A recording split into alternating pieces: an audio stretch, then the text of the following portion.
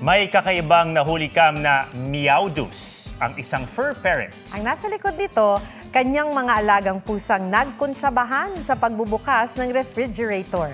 Pusuan na yan sa report ni Oscar Oida.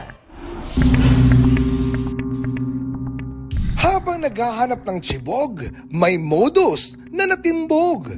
Kitang-kita ang dalawang pusang Meowstermind nagbubukas ng ref. Abay, may lookout pa ang mga katsabwat nagmamasid sa paligid. Maya-maya pa,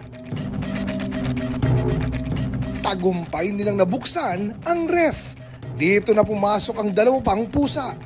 Ayun na nga, at best in mukbang ang mga pusang nahulikam. Ang kanila raw nilantakan, tirang sardinas.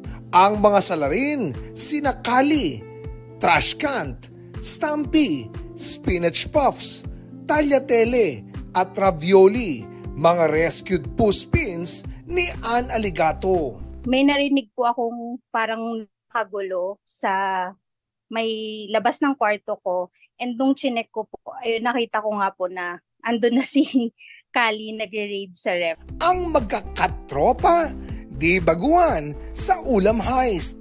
Ilang beses na umunong ng raid ng ref ang mga pusa. Pero hindi naman daw gutom ang mga alaga. Sadya lang masiba. At para di na raw maulit ang pagposlit, yung parang baby safe locks po na nagsasnap para hindi na po mabuksan ng mga cats yung ref. Kailangan po talaga ng kindness and compassion and understanding for the cats. Oscar Oida, nagbabalita para sa GMA Integrated News.